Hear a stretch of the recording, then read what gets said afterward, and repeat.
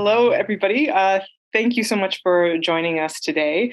My name is Erica Mendritzki, and I'm a professor of painting and drawing here at NSCAD University. I'm so pleased to have the opportunity to gather virtually with all of you today, and to have our guest of honor, Xiaojing Yan, here to present her work. Before we get to looking at all of those images, I just want to take a moment to acknowledge that teaching and learning at NSCAD takes place in Mi'kmaq on the ancestral and unceded territory of the Mi'kmaq Nation.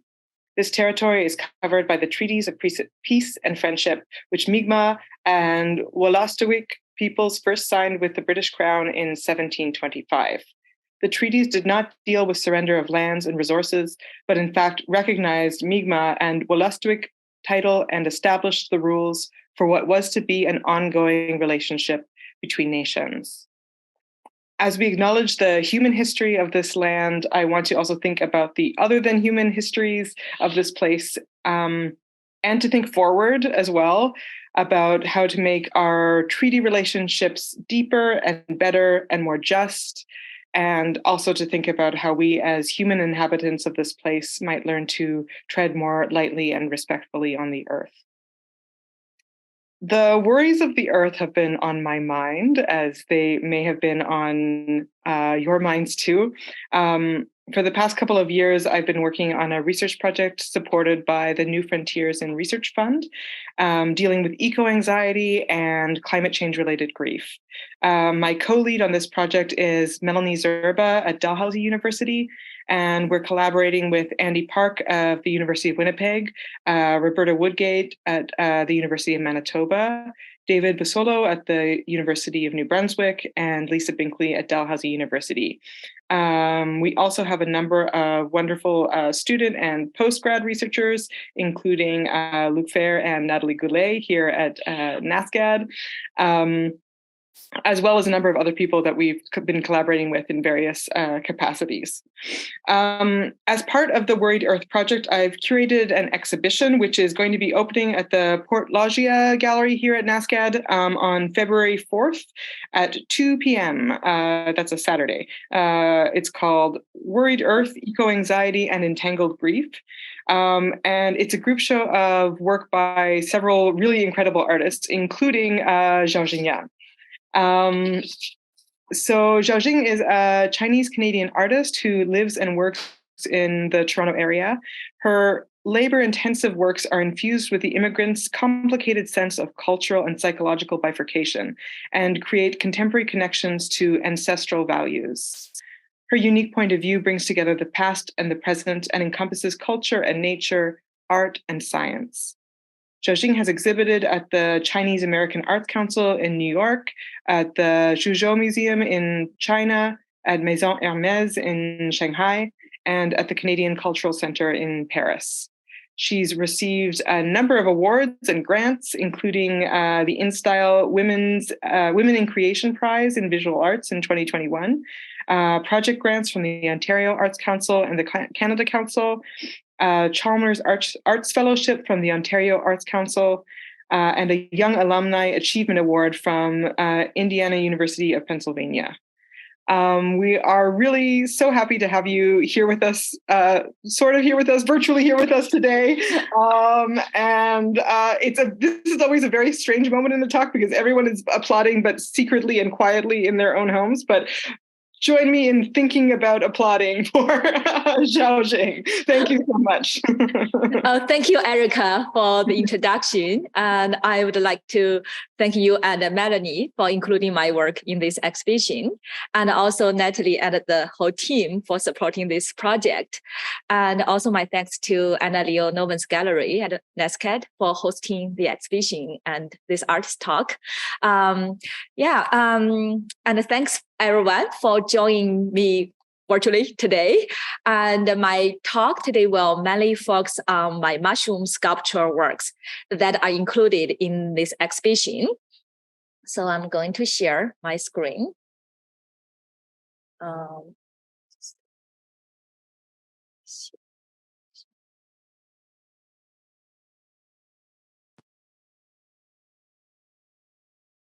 Okay, can you see? Okay. Yeah. Yeah, so I was born and grew up in China. When I was little, I lived in the countryside with my grandma while my parents worked in 2 different cities. Not only I got to play a lot in the natural settings, my grandma was also a really good storyteller. She would tell me a lot of folk tales, myths, and legends of Buddhist and Taoist immortals and the fantastical realms. I was immersed in her stories and did what most children would do to imagine myself surrounded by the immortals as one of them, special and unique with magical powers and profound insight. When I was a bit older, I moved to the city to live with my parents. Then it became harder to get close to nature. China's rapid urbanization resulted in a massive loss of natural habitat. After I moved to Canada, I have had the privilege of enjoying a massive natural landscape of this country. I enjoyed going to camping and hiking in the woods. In the fall, I hike in the forest. I can often see beautiful mushrooms magically appearing on the logs or ground. I feel like Alice in Wonderland or the Little Red Riding Hood, seeking mushrooms out of fairy tales. I translated these feelings and emotions into my art.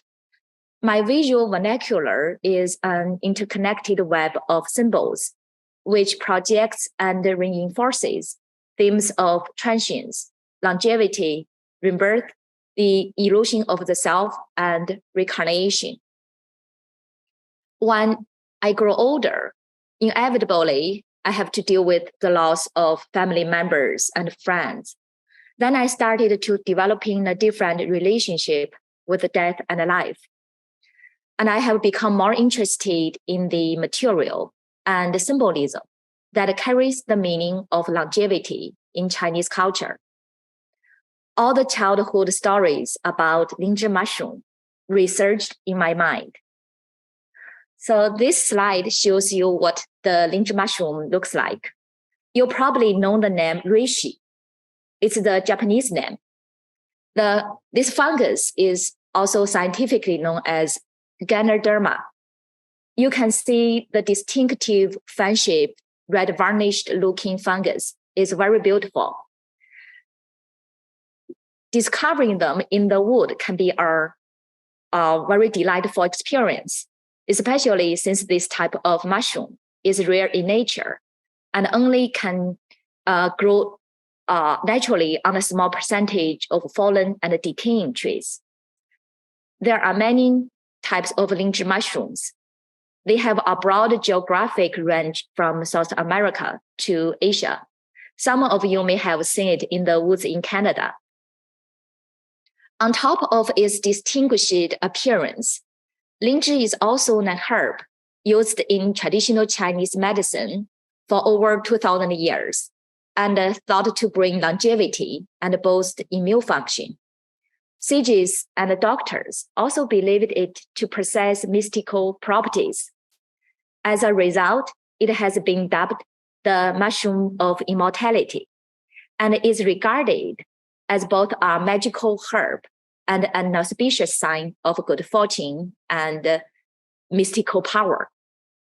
Since ancient times, there have been numerous myths and literature mentioning people's devotion, worship, and belief in Lingzhi.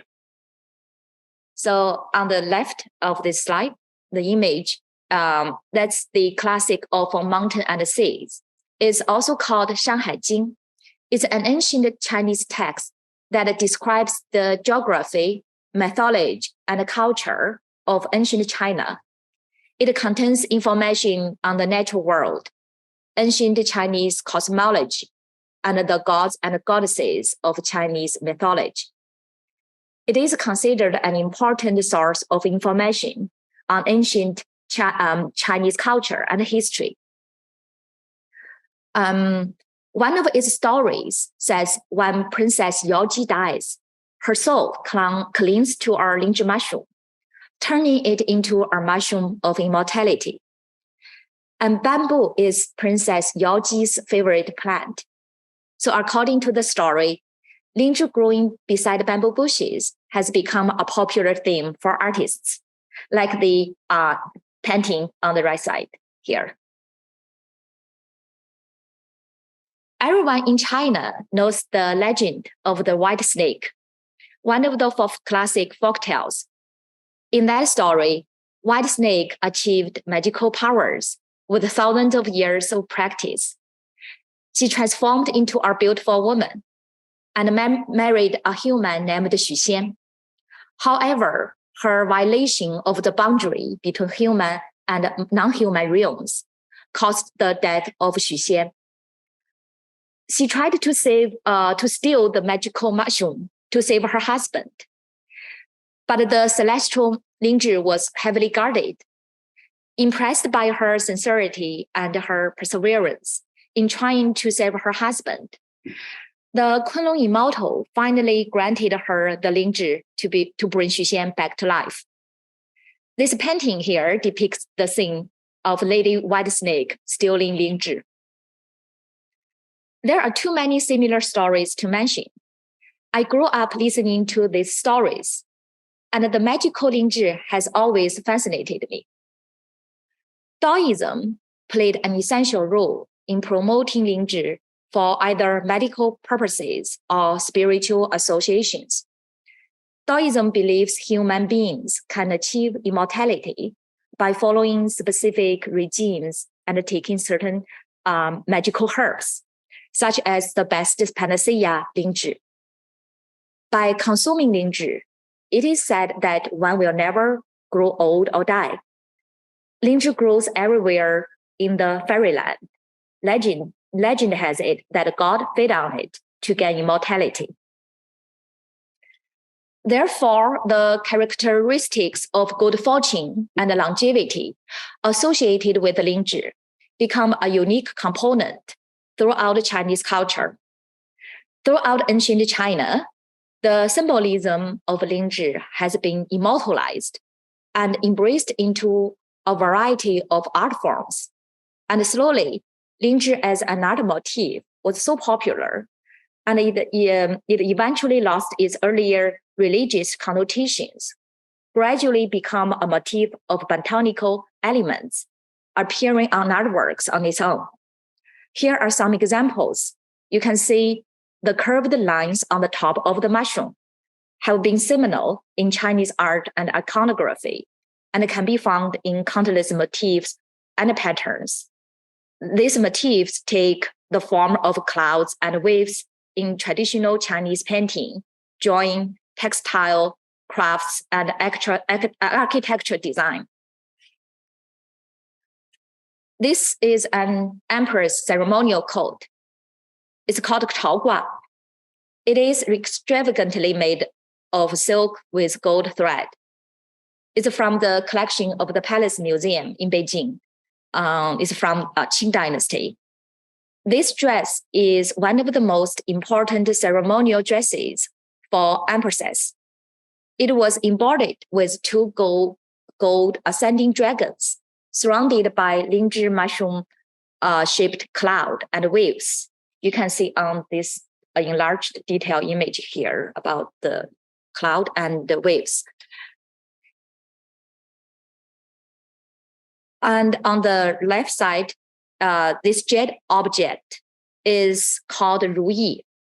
It's a Chinese decorative object that services as other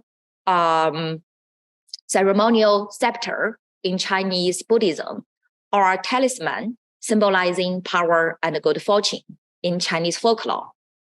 They often made of carved jade in the likeness of our Lingzhi mushroom with our long stem. This particular one is from Royal Ontario Museum's collection. And the column on the right image is called Huabiao. It is a type of ceremonial column used in traditional Chinese architecture. Huabiao are traditionally erected in pairs in front of palaces and tombs. You can see this one has Lingzhi-like clouds covering almost the entire surface. This table is from Qianlong Emperor's collection from about 300 years ago. Qianlong was a big fan of Lingzhi mushrooms. You can see the elaborately carved Lingzhi decoration covers almost the entire surface of the table, except the top. When I was doing my research, it was very interesting to discover that Lingzhi wasn't only worshipped in East Asia. Historically, Lingzhi has been associated with more magical and even supernatural properties with its use in different world regions by shamans from indigenous cultures. I found these images of extraordinary masks. The right one is from Nepal. It's formed from a large single Lingzhi. Another mask is from an indigenous village called Balakula from Columbia, British Columbia in Canada. It is believed that such masks were worn during ritual events to frighten off evil spirits. We can also find the deep history that humans have had with mushrooms, not just the Lingzhi mushroom.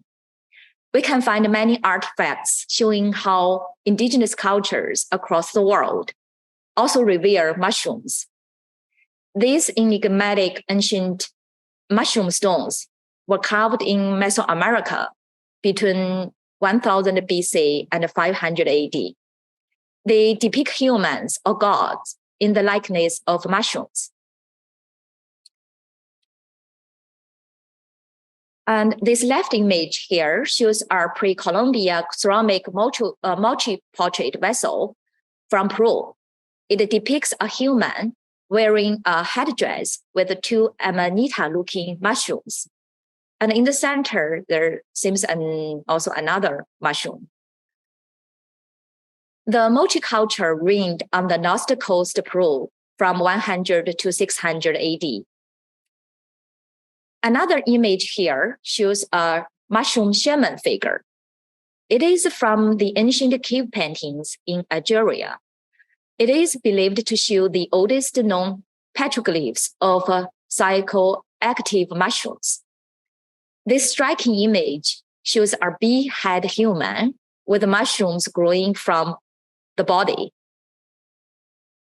From the ancient mushroom-related symbolism found worldwide, we know that not only did mushrooms play an important role in the lives of indigenous cultures, our identity is also deeply connected with the natural world. Each civilization has its own mythological stories and similarities between the supernatural creatures and the magical plants. They are connected to the origin of humanity and how humans exist in the world. The visual record of Lingzhi in Chinese and indigenous art provide insight into an incredibly fascinating relationship between human, natural, and spiritual realms. And this is the magic mushroom I was dreaming of when I was a little girl, to obtain supernatural powers while listening to the legends told by my grandma. And in 2014, I bought a dozen of Lingzhi mushrooms and had them cast into bronze. And I finished them with a turquoise patina. The textures on the mushrooms are enhanced, resembling tree rings. These bronze mushrooms also mimic the bronze vessels and artifacts found in museums. The materials speak to our sense of aging and the passage of time. I arranged them onto the wall in the way that bracket mushrooms would grow in steps in nature. Against the white wall, these hoary objects appear to float in space. Bronze is often associated with monuments, images of power, and eternity, and creates tension with the Lingzhi's delicate nature and mythology. This image here shows the Lingzhi mushroom collection by the Qiandong Emperor from 300 years ago. As I mentioned earlier, that Qianlong Emperor was a huge fan of Lingzhi. There were many large Lingzhi displayed by embedding them into cabinets or displayed on carved wooden stands. One of the mushrooms has like this one, has the emperor's poem written on its surface in gold paint. As an organism, Lingzhi has a fragile and informal life. However, the ancient Chinese collected Lingzhi, and many of them have kept well for hundreds of years, like those from Qianlong Emperor's collection. It has more longevity than we usually would think. While bronzes often get melted down and recycled, they are actually less lasting than we usually assume. I found this dichotomous nature of Lingzhi very interesting. I wanted to further my creative experimentation to preserve the cultural marks of Lingzhi. A while later, in early 2015, I visited a mushroom farm in China. These mushrooms, rare in nature, have now become mass-produced and easy to find in the market. Contrary to wild Lingzhi, which is irregular in size, shape, and color, the commercially grown Lingzhi are uniform. I was fascinated about the idea of mass control over nature and intrigued about the idea of growing my Lingzhi sculptures. Using Lingzhi itself as a sculptural material not only speaks to the rich history of humans' relationship with nature, but also allows me to explore a new sculptural material. Then I started researching on how to grow Lingzhi mushrooms. It is important to first explain the growing cycle of a mushroom in a very basic and simple way before introducing my mushroom sculptures. Mushrooms are fungi, but only a small percent of fungi produce mushrooms. Mushroom are just the fruit or flower of fungi. When we typically think of a mushroom, most of us are only aware of the stem and the cap that appear above the ground or the wood surface. Upon maturity, mushrooms release millions of spores into the air. These spores are so small that you won't even see them. And they are the fungi equivalent of the seeds of a plant. If conditions are suitable, the spores are able to germinate.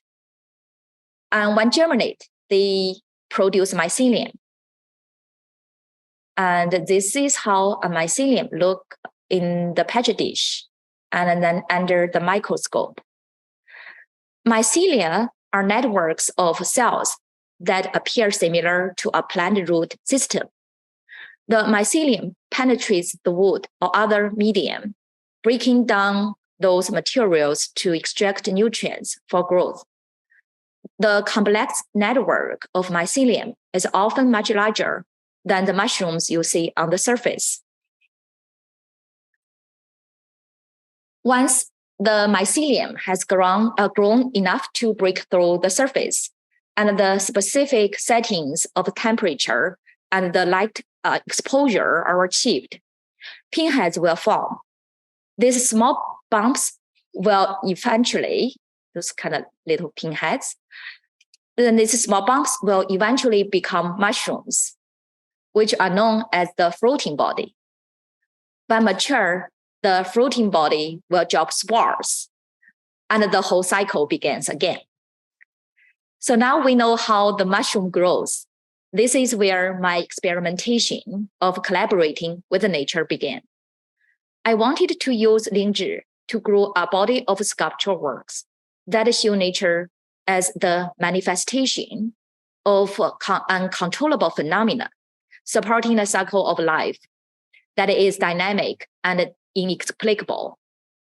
I aimed to show Lingzhi's characteristics of growth, aging, death, decay, regeneration, and immortality in my processes and forms. So after about 2 years of experimentation with countless failures, I finally successfully cultivated my first Lingzhi bust. There are many steps to prepare this spores for growth. And everything needs to be sterilized to prevent unwanted mold from growing. The substrate is mainly made of wood chips and has to be sterilized in a pressure cooker for hours. I then packed a mixture of sterilized wood chips and prepared the Lingzhi spores into the mold I created. The light, temperature, and humidity are controlled to ensure the growth of the spores. The spores then start to produce mycelium, appearing as a series of feathery webs. Mycelium fills up the gaps between the wood chips, and it binds them together, acting as a binding agent. I then remove the mold, and the sculpture is now structurally intact thanks to the activity of the mycelium. So this top left image here shows the stage when the mycelium completely covers the wood chips, turning it into a white paper mache-like sculpture. I then place it in a small greenhouse with a controlled growth environment. At this point, I step back and let the sculpture sculpt itself. The sculpture continues to evolve as the mycelium develops under the surface. And in a few weeks, the pinheads of the Lingzhi pop up. You can see on this here. And eventually, after 3 to 4 months, they'll grow to matured Lingzhi mushrooms. And when it's mature, it produces a cocoa powder-like dusting of spores on the surface of the sculpture. Then this hybrid bioart experiments, which relies as much as on science as it does on fate, satisfies me. For me, it is important that each side of this equation has a chance to shine. Not every attempt was successful. Often black or gray mold grow before the mushrooms, especially with bigger forms. It is much harder to control. And so far, I have successfully cultivated over 20 busts from the same mold, each bust taking on its own unique form. I titled them Lingzhi Girl. These are the girls in the stories, and the girls I imagine myself among as one of them. Many people think they look like warriors from the Terracotta Army. I also produced a time-lapse video for the 3-month process, whereby the sculpture slowly transformed into the white mycelium stage, into floating body, and eventually covered with the brown powder of the spores. In Chinese mythology, it is believed that all things have spirit and are capable of acquiring human forms, magical powers, and immortality when they absorb enough energy from the universe. When there is a lack of energy during the transformation, they may still keep some of their animal or plant traits. And this bust can be seen as Lingzhi in the process of acquiring the human form, as the wood chips are bonded by mycelium to create a human form. However, the video shows the reverse process by presenting the mycelium sculpture of a human form transforming into a hybrid mushroom and human form. This is a deeper view of the symbiotic relationship between humans and nature.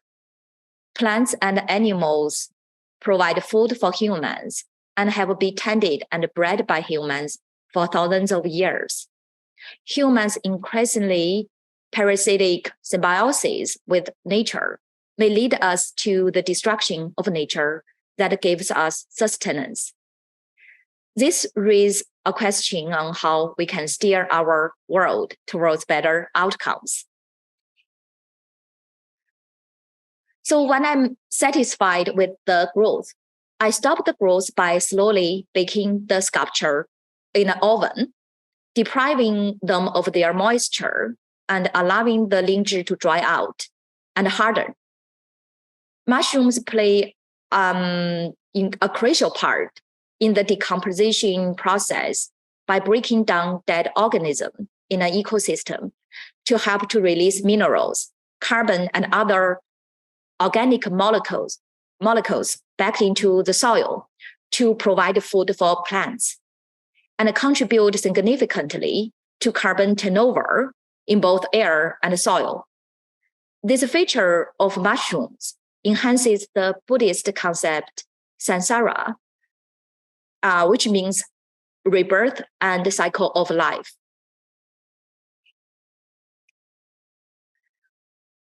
Through the process of growing the lingzhi busts, I found out that the same mushroom can actually take on different forms according to the carbon dioxide level, humidity, and light conditions.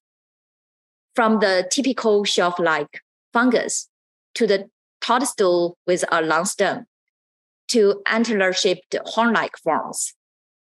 Viewers can see these busts have all kinds of shapes. Lingzhi grows differently based on environmental conditions, age, and other factors. As it turns out, lingzhi, like humans, are shaped by culture and environment. They assume different forms and behavior based on their habitat. Lingzhi also have our personal significance for me. As a daughter, facing the difficulty of being far away from my aging parents, struggling with the challenge of fulfilling filial duties, a common problem for children living overseas. Also, as a daughter and a mother, I see the relationship of a parent to child sharing many parallels to that of lingzhi and wood chips. When enjoying sustenance from another, the wood chips are bonded by mycelium to create the sculpture form of a young girl, while the bust of a young girl is also providing the nutrients for the mushroom. And a lot of people are afraid of mushrooms. People associate fungi and mold with death and decay. But in fact, that's the value of life in mushrooms. Fungi participate in the cycle of life. They decompose dead and dying organisms and move all those nutrients back to the cycle. And during the pandemic lockdown, I created this cat sculpture. During that time, I often spend a lot of time with my cat, watching her sleep quietly beside me. The sleeping posture of the cat brings together the dichotomy of life and death. On one hand, the position is a symbol of comfort and security, with her muscles relaxed and breathing steady.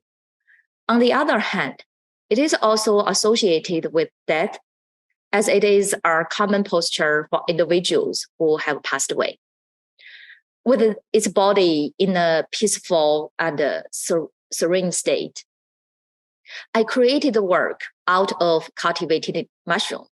On one hand, it symbolizes decomposition, decay, and the cycle of life. On the other hand, lingzhi mushrooms symbolize immortality and healing. This work thus embodies the duality of life and death, offering both comfort and a reminder for our mortality. especially in this precarious time. Through Lingzhi, we can catch a glimpse into how nature played an important role in Chinese mythology. In the Chinese immortalized landscape, the rare Lingzhi can be found, venerated, and coveted for thousands of years. Eating a mushroom that grow in the deep mountains provided one the closest connections.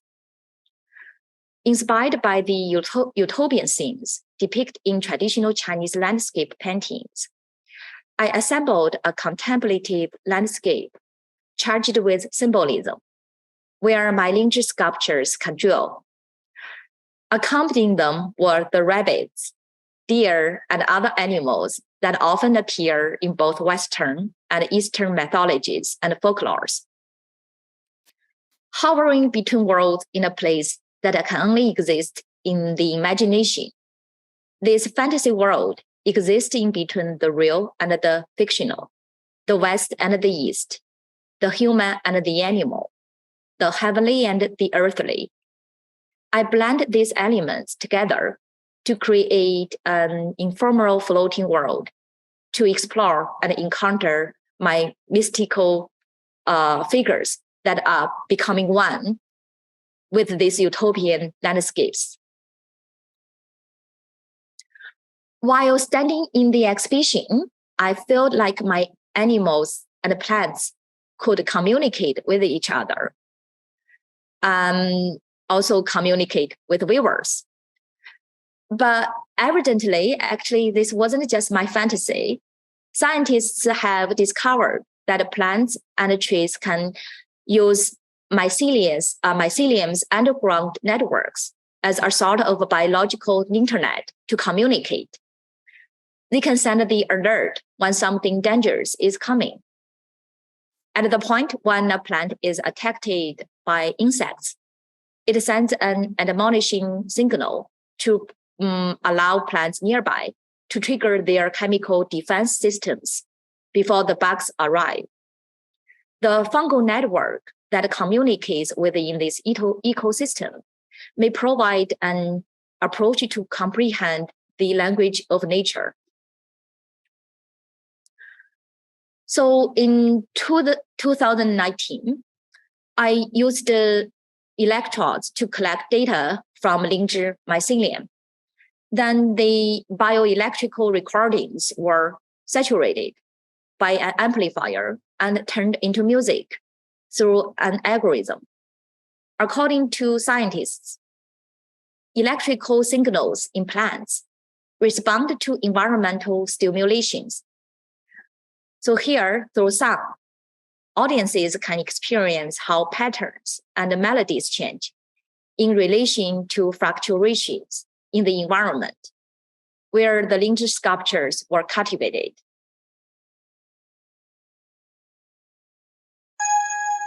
I hope you can hear the sound.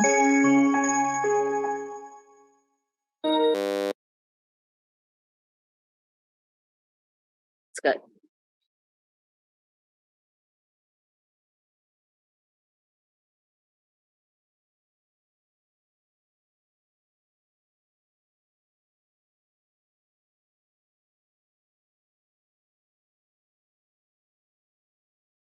Okay, I won't play the whole sound here. If you're interested in listening to the whole music, you can go to my website. Chinese always say 物尽其用. It is an ancient value that emphasizes making the most out of resources and not wasting anything. This value is highly relevant in today's world, as sustainability has become an important issue. The principle of 物尽其用 aligns with the idea of reducing waste and maximizing the use of resources in order to preserve the environment for future generations. So nothing goes to waste. I collected the Lingzhi spores, the brown powder, from the growth, and then mixed them with a glue agent to paint. Like seeds, spores are a vital part of the reproduction and survival of mushrooms. They hold within them the potential for new life and growth. Using spores as a pigment in painting can be seen as a way to honor and celebrate this vital aspect of nature. And I'm not alone in experimenting with mushrooms as materials.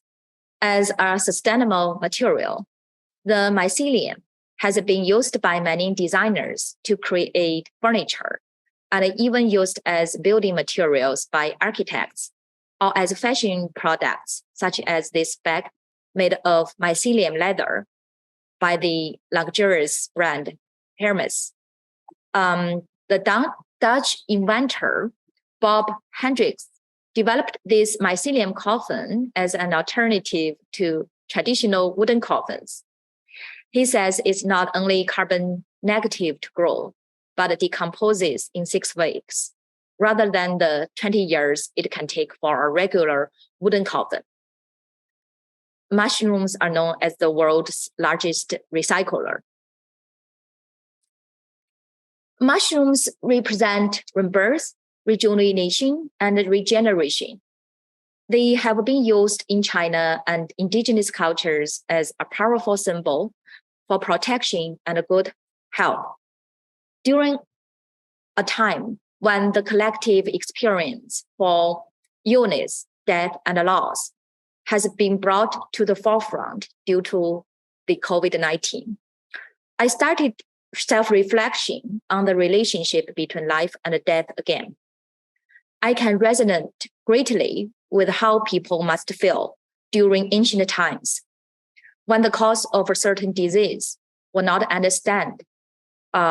Then the cure had to rely on traditional methods. And Lynch and others thought to be magical mushrooms, part of traditional medicine, and regarded as symbols of protection, providing insurance. They were believed to prevent illness and bring longevity. So when we feel so powerless in the face of natural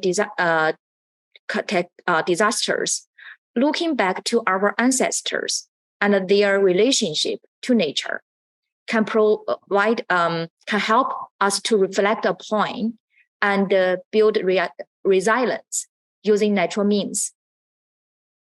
And in this age of the Anthropocene, we can no longer afford to live in the realms of eternity and mystery that brought such comfort to our ancestors.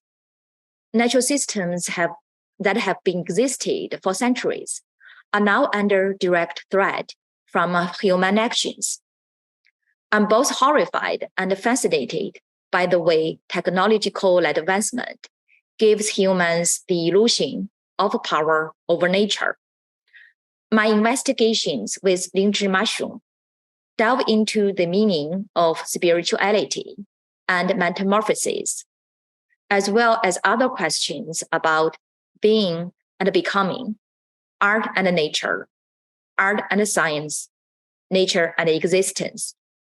I hope my work can create experiences and facilitate the actualization of interconnectedness and deepen feelings of unity with the natural world. Thank you.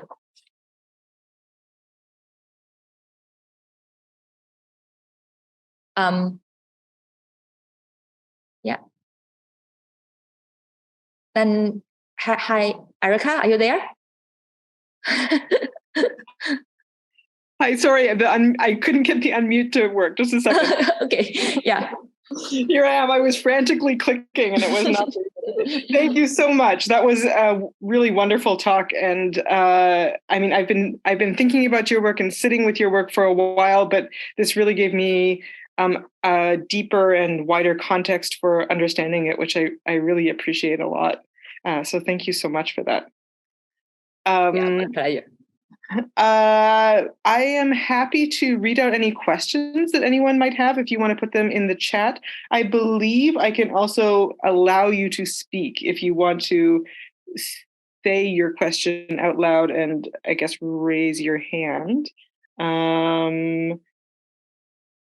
But we can maybe just give people a minute if they want to type anything in here. Mm-hmm. Natalie has also put in some information about the exhibition where you'll be able to see, if you're in Halifax, you'll be able to see Xiaojing's work in person. On February 4th is the opening from 2 to 4. So there's some information in the chat there. And also you can follow us on Instagram to find out more. So there is a question here from Melanie, who says, you may have mentioned it, but who is the girl that the mold is made of? Is she a real person or is she fictional? She's fictional, but based on myself, actually, as our young girl, listen to those legends and stories and imagine one of them. So it's a fictional, but refer to myself. Yeah.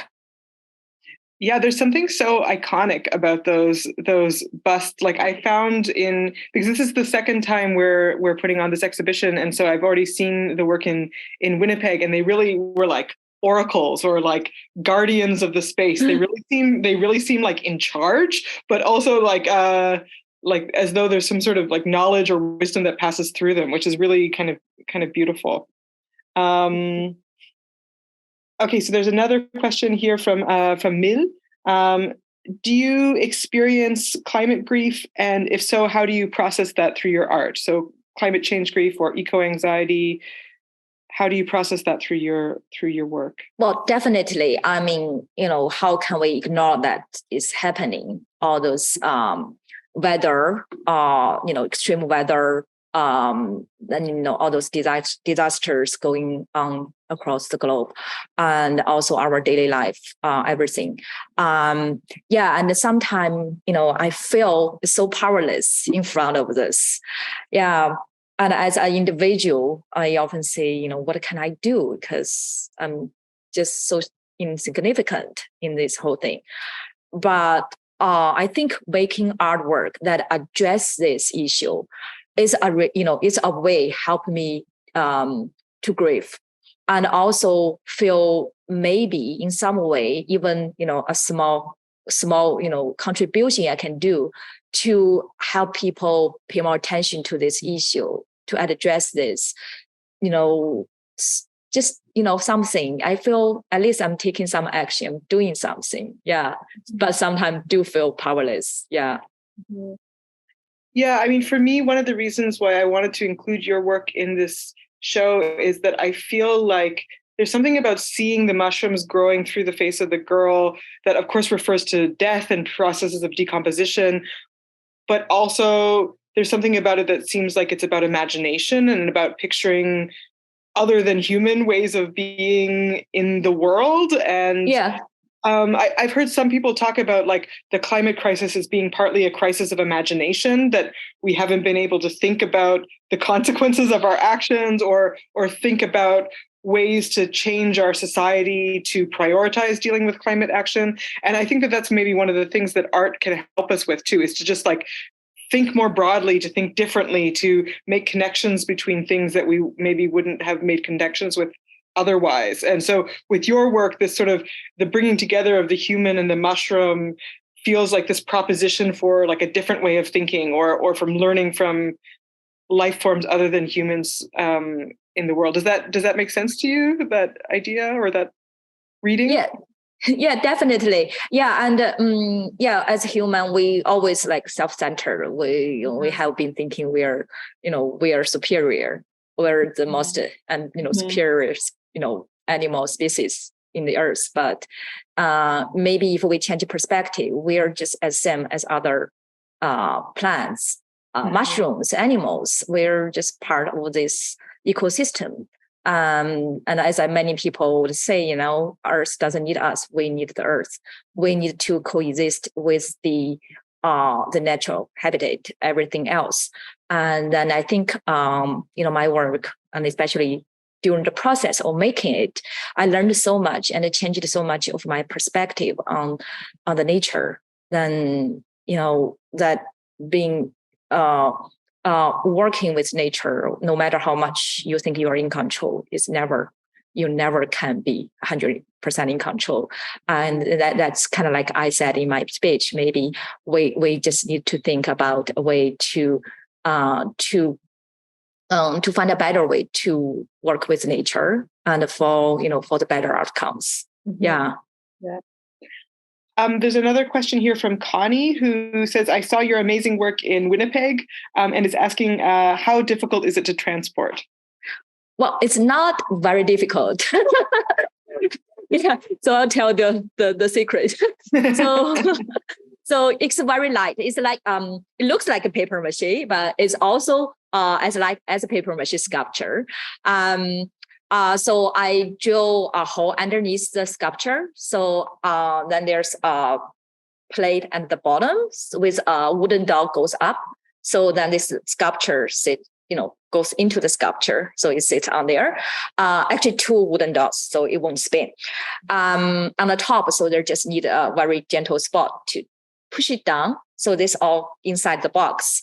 And by this system, I can ship it, without even worry about, the box get tilted or, flipped, whatever. Yeah. So it's easier than you imagine. Well, also very well planned out, I think. Yeah. There's another question from Morgan, who is asking, do the art pieces decompose over time? I'm curious if any grief is experienced when the art itself moves on or decomposes. And Morgan also wants to thank you for the talk. Oh, it's my pleasure. Yeah. So the work, no, if it start properly, like the mushroom I showed you in my talk from the Qianlong Emperor's collection. So they're from almost 300 years ago. And there are also even older mushroom preserved until today. So yeah, I think, nowadays we even have better climate control. So if it's being stored properly, it'll last as long as you can imagine. Yeah, not a concern. But if I put it outside in the natural environment, of course, it will decompose. That's the sustainability about it. It will go back, be recycled, go back to Earth. Yeah. Honestly, that seems like, what more could you want from a work of art? That it can be for as long as you want if you keep the conditions right, and then if you want it to go back to the earth, it can. That seems like I think it's ideal material. There's another question here. I'm not sure who's asking this question, but it says, "Our mythologies about other creatures seem relevant too. I'm thinking about Gaffy Fox collaborations with honeybees. Those wax heads were adjusted by bees, and they felt a little like the rebuilding was an internal experience of the figure, whereas here the mushrooms feel as though they're exterior." So I don't know that there's a question there, but just pointing out that there are maybe another artist working with mythology and with the transformation of the human with kind of collaboration with non-human entities. Yeah, I'm just looking at the comments about exterior and interior, that comment. And I think the mushroom I'm growing is not only exterior, because the whole sculpture is formed by mycelium and, the mushroom. So inside is also interior is also the part of the mushroom. That's what I've been talking about. The mycelium network is underground, bigger than you think. Yeah. Mm-hmm. Okay, we also have a question. Let me see. So I think that there's maybe a question in the question and answer thing too. I'm curious to hear your thoughts about the notion of the apocalypse perhaps being based on Christianity-based narrative or Christian-based anxiety.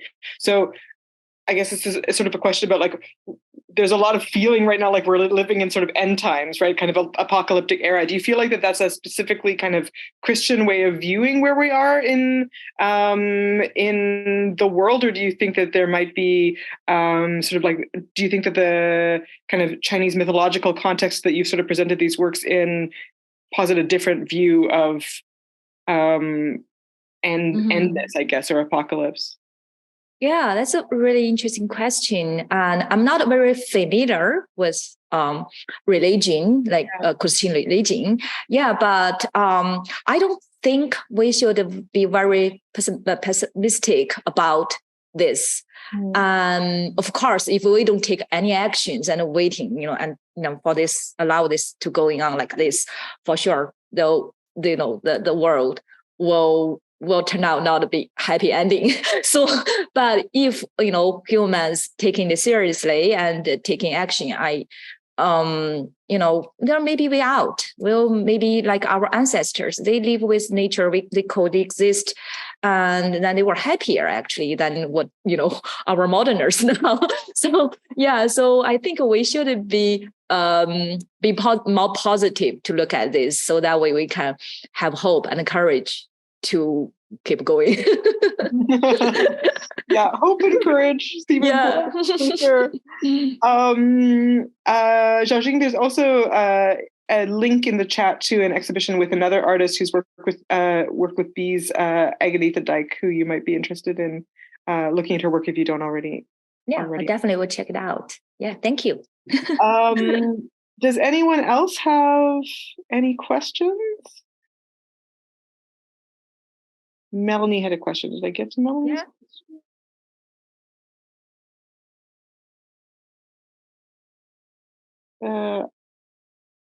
Have you had any experiences with galleries where they're afraid to exhibit your work because of being worried of danger to collections or anything like that? Yeah, definitely. Because mushroom is still such a new material, especially the spores of the mushroom. Because in my sculpture, I embrace the spores as a part of the sculpture, because it finished the whole life cycle from the seeds to the mature fruiting body. It's very important for the work. But for many galleries, because usually the spores associated with the mold, kind of, they're just similar spores, but of course, and then it's very much a concern for them, especially museums with other artifacts, collections. Then they just very cautious about it. But also for myself, at the very beginning, I didn't know much about this. I was just exploring these possibilities. But over the time, I learned so much about it. And I also spoke with many mycologists and gave me a lot of feedback and insight with this. So now I feel more comfortably working with it because all those sort of health hazard kind of concern is not really a big concern. I learned, because at one point I was worried about if it's toxic for myself even to grow those in my studio and stuff. Then it's not that serious, like for your health, unless you're working with it every day, like in a serious like a farming kind of industry. But for museums, it's always their concern. But after explain and provide a lot of reference to them, slowly they are accepting it. It's just like any new materials, it will take time.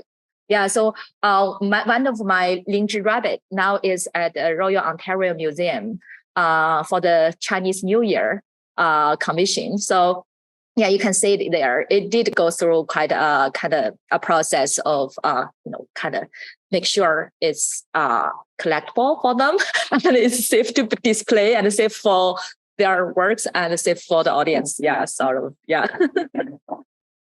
Yeah, great. Janine just wants to say thank you and nice to hear you speak, and looking forward to seeing your work in person in Halifax. Thank you. Does anyone else have any questions that they'd like to ask Xiaojing or get me to ask Xiaojing? Mark Bovey has put another link in the chat of somebody you might be interested in, Kindred Spirit, he says. Neri Oxman.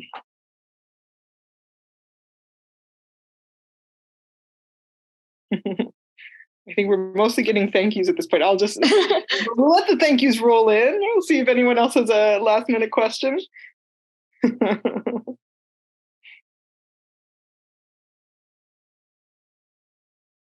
Okay, I think that we might be coming to the end of our questions, but I've enjoyed this so much, and really loved learning about your work and hearing you talk about it. And I can't wait to see the work again in person here at NASCAD and have another iteration of the Warrior Earth exhibition. So really.